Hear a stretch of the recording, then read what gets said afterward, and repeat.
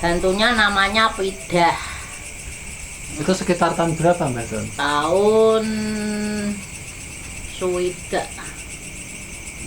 65 66 Itu saat saya melaksanakan sholat hajat, tahajud dan sebagainya. Itu ada suara kayak kuntilanak mungkin ya, suara ngekek-ngekek kayak gitu, mungkin untuk membatalkan sholat saya. Tapi alhamdulillah saya sampai dengan selesai saya tidak takut dengan dikejar-kejar orang yang rambutnya panjang, orangnya tinggi, rambutnya panjang. Terus itu ngejar-ngejar saya sambil nyiwiwi gitu.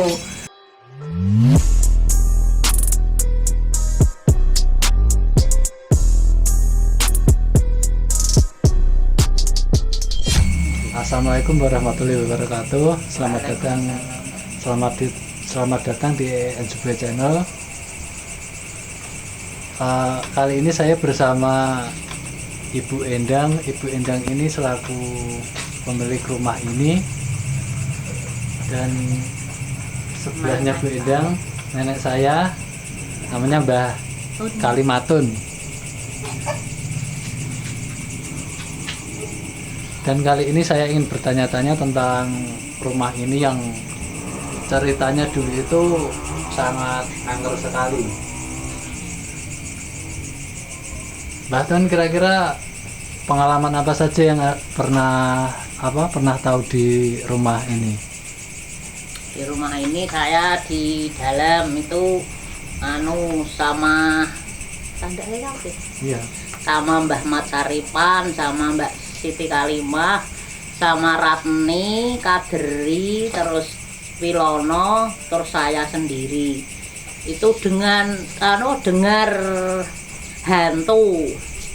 hantunya namanya Pidah.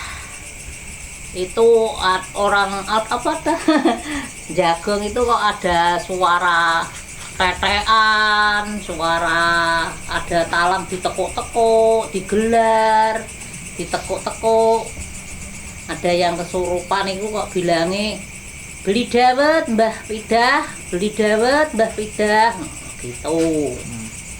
Terus ini kan rumahnya udah termasuk direnov ya. Sebelum ini tuh rumahnya kayak rumah joglo. Tapi yang sebelum rumah joglo itu yang angker kan yang sebelum rumah joglo itu. Iya. Nah, sebelum rumah joglo itu bentuknya seperti apa? Bentuknya apa? Bentuknya rumah. Bentuk kayak rumah ya biasa aja. Biasa aja itu. Dari papan gitu. Papan itu ada 3 besar utara rumahnya. Emang menghadap ke sana ya? Utara. Itu sekitar tahun berapa Mbak Don? Tahun suwida 66 tahun 66. Tahun 66. Berarti ini belum lahir ya Bu Endang? Belum. Masih Di pucuk kelapa. Ibunya itu baru kawinan kok.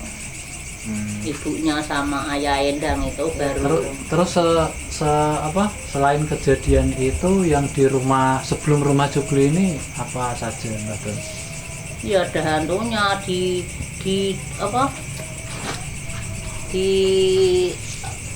ada pohon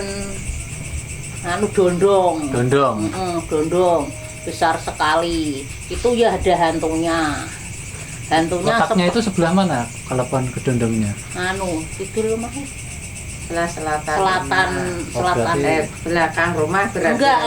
Enggak belakang. Kan madhep ke utara. Sing kidul rumah ini dalan nang kali Sebelah barat. Sebelah barat.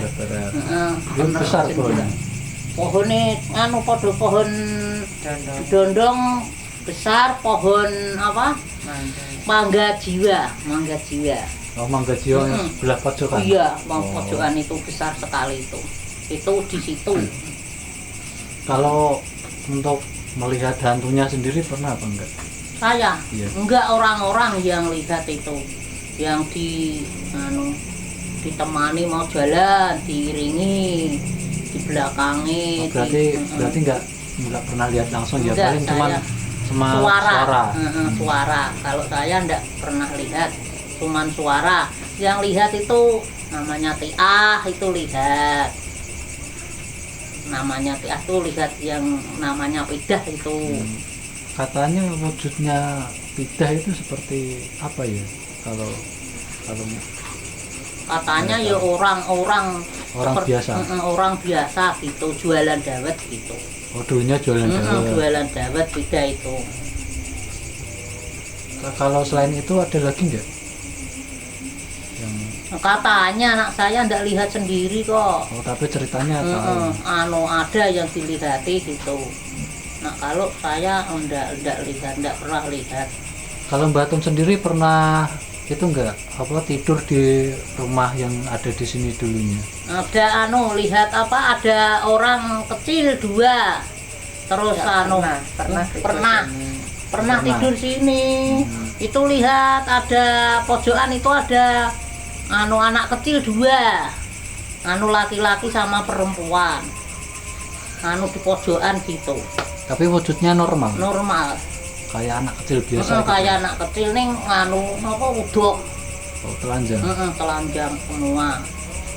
Kalau dulu kan yang di pojokan sebelah selatan kan ada kali 2. Iya. Yang satu kecil, yang satu besar. Yang besar itu yang ada hantunya banyak. Kalau saya di kali itu bawa mau cuci nyuci. Sebelumnya kan 1. Iya, 1. Enggak 2 itu kan tambahan setelah tahun Buat. sekitar 75-an lah. Sing buat wis Nah, iya. Dulu kan cuma 1 Yang besar itu. Yang besar, yang pojok banyak lapangan pandannya itu. Itu kalau saya ke situ bawa kukusan bawa kalo dicuci di situ. Ular itu keluar semua, warna-warninya rupanya. Ada yang merah, ada yang elang-eling, ada yang hitam, ada pokoknya warna-warna. Oh, berarti kayak kerajaan ular. Kerajaan ular. Kalau mau dibersihin, kalau yang bersihin itu pergi lele itu semua keluar penuh Di dasaran situ di kali itu loh. di pinggir-pinggir penuh ikan lele. ikan lele itu banyak sekali. Kalau Kan Bu nggak Endang, wajar. Bu Endang waktu Bu Endang ikan lelenya itu kan melihat sendiri. Melihat Iya, saya kan yang setelah lihat sendiri. habis dikuras, waktu dikuras kan nggak ada sama sekali. Lelenya satu ndak ada. Nah, terus yang nguras pergi. Setelah itu nengok itu penuh Lelenya penuh banyak sekali. melorot dari kan ada berman. Berman. Lubang-lubangnya gitu. Berman sekeliling kali itu kan ada berman batu-batu. Oh, batu-batu. Pondasi. Kayak pondasi. Kalau pondasi kan ada semenan, Ya. kalau dulu Ya. kan batu dijejer gitu. Nah, terus Itu keluar dari situ. keluar lelenya. dari situ sampai Banyak bawah sekali. itu penuh. Bisa gitu ya. Iya, kalau di ember pirang-pirang ember itu lelenya. Dan dulu juga pernah Lek Tiah ya kesurupan. Iya, yang beli dawet itu kan Pidah kan Tiah yang kesurupan. Tapi kesurupannya cuma sebentar itu. Enggak lama. Oh, lama. Lama, sakit lama. Kalau minta disuruh pulang. Terus ke kali situ. ini. Oh, ke kali itu. Tuh beli dawet. Kalau di situ sudah terus semaput di situ. Pingsan ya. Pingsan terus dibawa pulang. Sembuh. Sembuh. Enggak sembuh. Bangun. Ya masih sakit. Sadar. Terus lain kali minta ke situ lagi. Minta ke tempatnya itu lagi. Berarti rumah Pidah mungkin yang di kali itu Pak ya? Iya, pojokan, di Pojokan. pojokan. Di pojokan yang ada kamarnya itu apa bukan ya? Enggak, yang Yo. pojok. Itu Oh, loh pojok. daerah pohon mangga sekarang daerah Oh, situ. yang pohon mangga itu. Pojokan. Terus kan apa? Terus habis rumah yang dulu kan bedol rumah, terus ganti rumah joglo ceritanya. Kalau rumah joglo itu kan Bunda udah menempati, langsung menempati. Itu sekitar tahun berapa? Sekitar tahun 93. Oh, berarti dari jarak tahun Lama. 6 tadi ke 93 ya lama ya? Iya lama sekali. Berarti sebelum ada rumah joglo itu masih ada rumah itu? Enggak. Oh, udah jadi kebun. Jadi Kosong, kosong, kebun. jadi Oh, udah kebun. kebun. Jadi kebun. Jadi kebun. Kalau yang rumah joglo itu Bu Endang punya pengalaman apa coba bisa diceritakan? Kalau selama di rumah sini nggak ada apa-apa sih, cuma waktu saya pernah kehilangan mobil El Sape dulu, kan saya prihatin setiap tengah malam sekitar 12:30 saya keluar dari rumah ini di depan persisnya depan Halaman rumah. depan pintu benar pintu di halaman rumah 12:30 sholat tengah malam ya, berdoa memohon kepada Allah agar mobil bisa dikembalikan.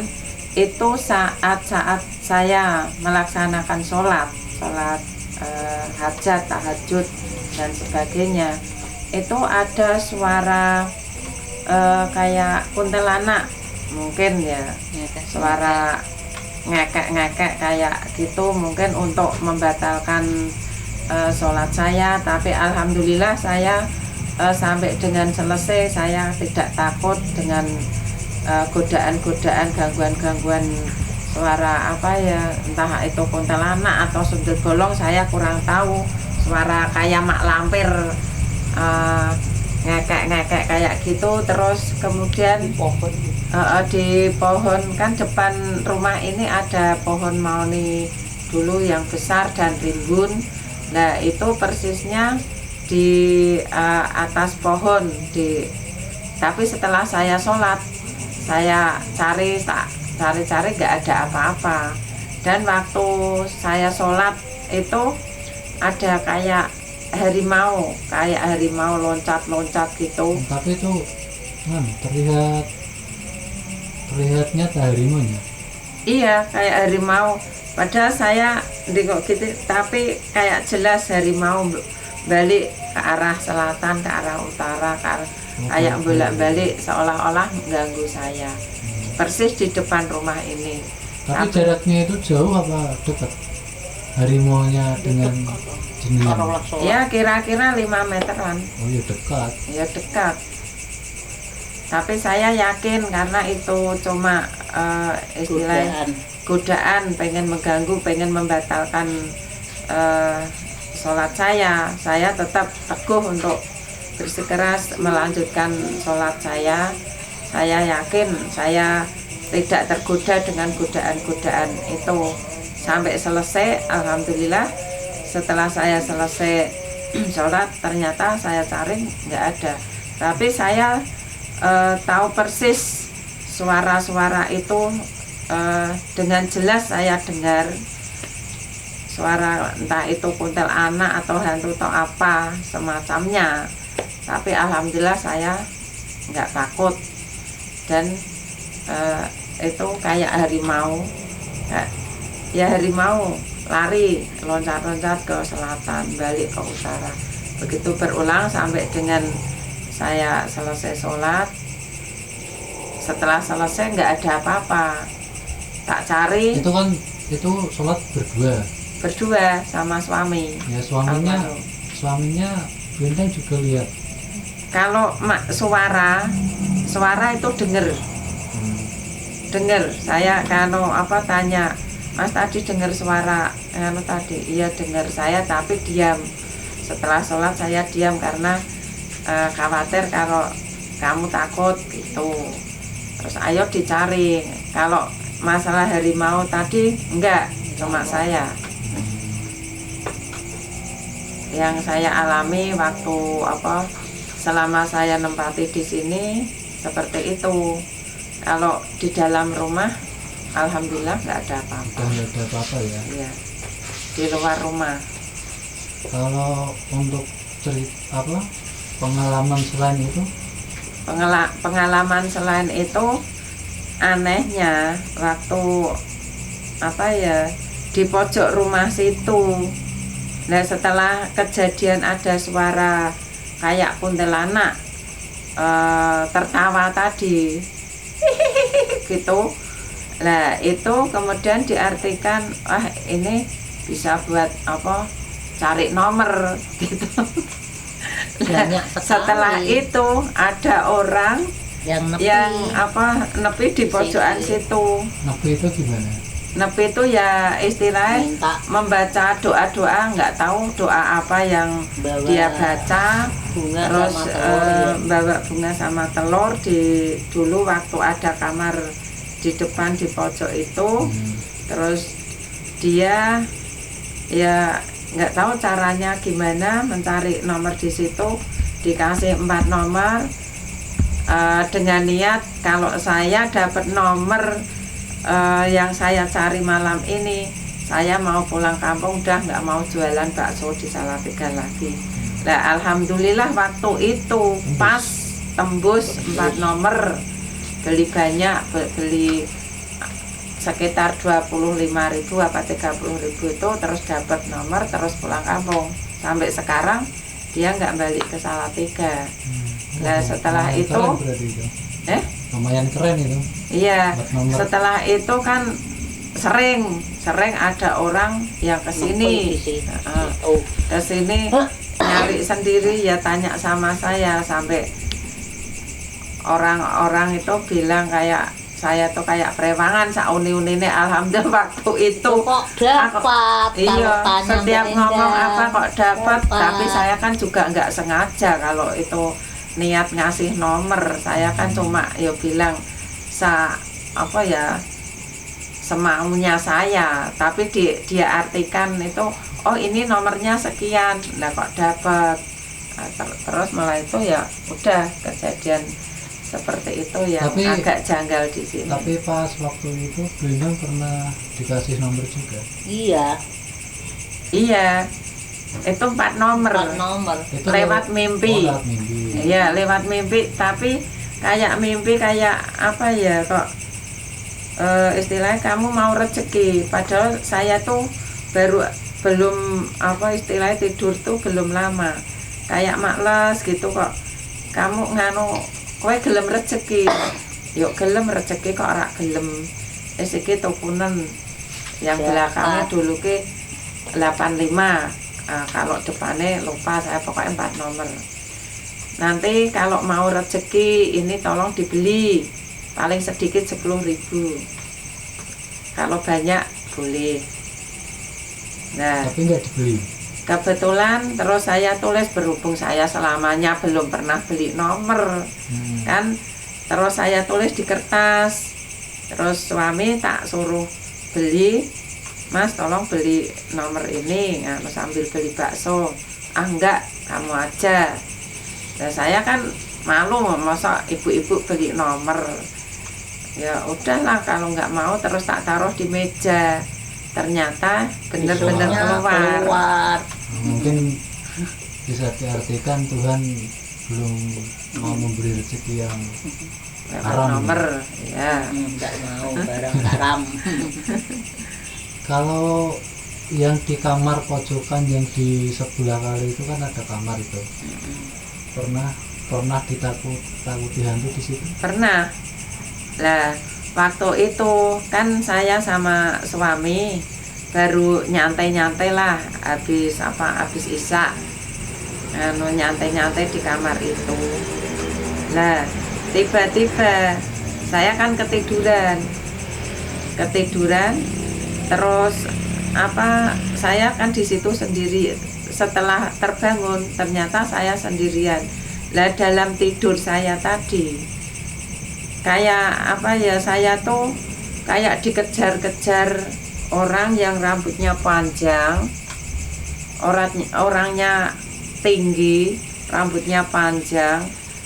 Terus itu ngejar-ngejar saya sambil nyiwiwi. Gitu. Wah, saya terbangun kaget. Kayak itu orangnya tinggi, terus rambutnya rewok-rewok panjang, ngejar saya. Kalau suami itu sering dilihat di situ itu kayak wujud cewek cantik. Waktu di kamar depan cewek cantik, waktu itu kan waktu pas kehilangan mobil itu dia bilang mau ikut sini, mau bantu. Saya nggak mau apa-apa, saya mau numpang sementara, numpang di sini, mau bantu jenengan itu waktu itu nyari mobil itu.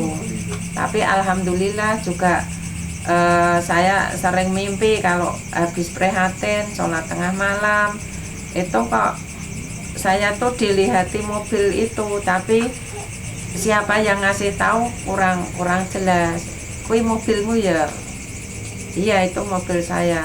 Wes ojo kuatir, mobilmu rak suwe bali. Nah, saya mikir itu kan kayak firasat kayak memang ada yang bantu, seperti yang sering suami saya ngelihat itu wujudnya cewek cantik. Kalau Bunda sendiri pernah lihat? Saya nggak pernah, saya ngelihatnya ya cewek tapi yang tinggi rambutnya panjang tadi ngejar saya, musuhi saya. Kalau sama suami nggak musuhi, dia bolo, mau pokoknya mau ikut, mau bantu gitu. Kalau saya waktu kayak mimpi antara mimpi dan tidak itu ngejar saya sambil nakut-nakuti saya. Mungkin itu cemburu itu. Ya bisa juga ya. Itu yang saya alami di kamar depan dulu. Kalau yang di rumah depan itu nggak ada apa-apa ya? Alhamdulillah nggak ada apa-apa. Kalau Bunda sendiri pernah ditemui sosok nenek-nenek di rumah ini? Mungkin dalam mimpi atau apa gitu? Enggak pernah. Alhamdulillah selama walaupun dulu ceritanya horor, waktu yang disampaikan Mbah Ton tadi, dulu kan sini juga rumahnya rumah zaman dulu, rumah kuno, ada 3 rumah yang sementara dulu sempat kosong ya Mbah Ton ya. Sempat kosong lama. Rumah itu kalau lama nggak ditempati, mau nggak mau suasana itu jadi angker. Nah, setelah seperti yang diceritakan Mbah Ton tadi, karena rumah yang lama dulu itu sering kosong ditempati, walaupun itu bareng-bareng rombongan pernah tidur di situ juga diganggu. Kayak semua tertidur, tapi ada itu gangguan kayak talang diluntung lah, lalu digelar lagi grombyang gitu kan. Mungkin ada yang dengar ada kejadian kayak gitu, tapi kan itu juga nggak tampak sih. Tapi kalau nggak ada hantu atau makhluk halus kan nggak mungkin terjadi kayak itu. Masalah itu terjadi berulang-ulang. Kalau Bunda ngapa Mbah Ton sendiri pernah lihat nggak? Misalnya kayak benda yang bergerak sendiri gitu. Enggak gerak kok tataan. Oh, hanya suara berarti. Suara.